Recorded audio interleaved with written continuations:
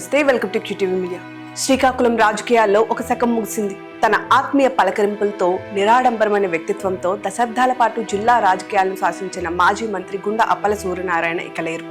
గత కొంతకాలంగా అనారోగ్యంతో బాధపడుతున్న ఆయన ఆదివారం తన నివాసంలో బాత్రూంలో కాలు జారి పడిపోవడంతో గాయాలు పాలయ్యారు. హుటాహుటిన ఆయనను స్థానిక హాస్పిటల్కి తరలించి చికిత్స అందించినప్పటికీ వైద్యుల శ్రమ ఫలించలేదు. హాస్పిటల్లో చికిత్స పొందుతూనే కొద్దిసేపటి క్రితం తుది శ్వాస విడిచారు. ఆయన మృతి చెందిన విషయాన్ని కుటుంబ సభ్యులు ధృవీకరించడంతో శ్రీకాకుళంలో విషాద ఛాయలు అలుముకున్నాయి. ఆయన మృతి పట్ల ముఖ్యమంత్రి చంద్రబాబు నాయుడు, రాజకీయ ప్రముఖులు దిగ్భ్రాంతి వ్యక్తం చేశారు.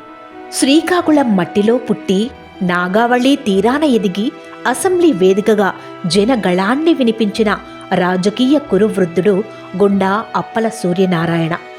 4 దశాబ్దాల రాజకీయ ప్రస్థానం, 4 సార్లు అప్రతిహత విజయం, మంత్రిగా మచ్చలేని చరిత్ర గుండా సొంతం.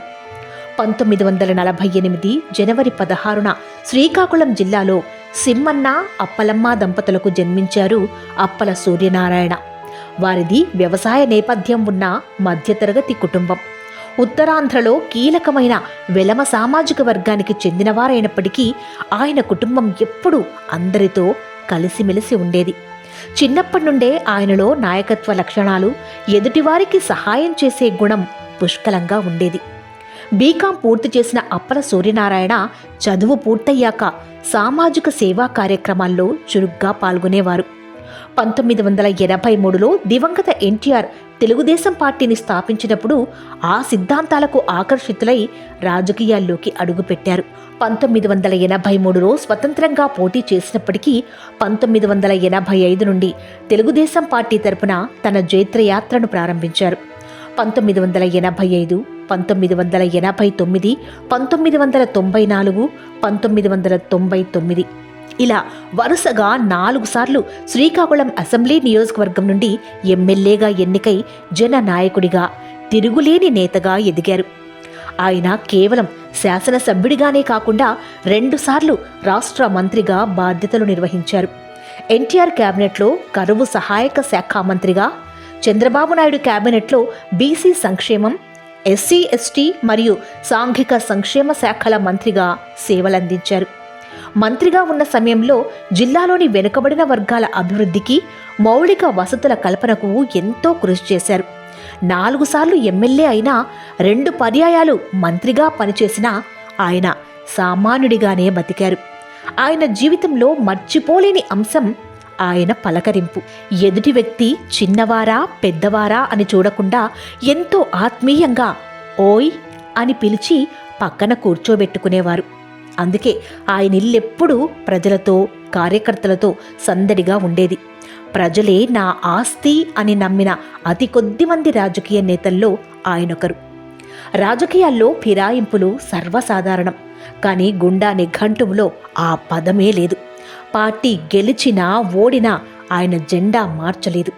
2014లో పార్టీ కోసం తన సీటును భార్య గుండా లక్ష్మీదేవికి త్యాగం చేసి వెనకుండి నడిపించిన మార్గదర్శి ఆయన.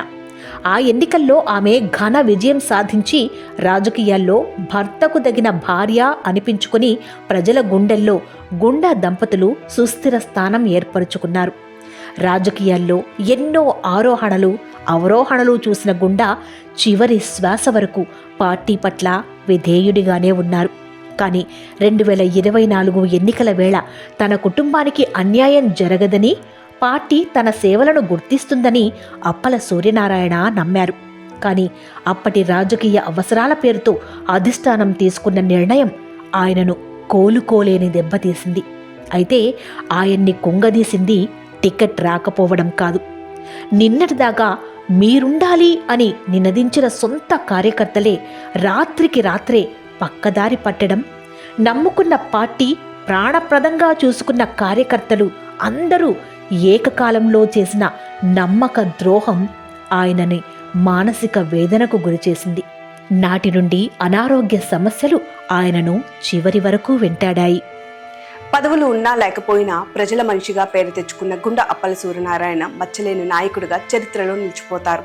ఆయన భార్య మాజీ ఎమ్మెల్యే గుండా లక్ష్మీదేవి, కుమారుడు వేలాది మంది అభిమానులను వదిలి ఆయన అనంత లోకాలకి వెళ్ళిపోయారు. ఓయ్ అని ఆయన పిలిస్తే ఆత్మీయత ఉట్టిపడేది.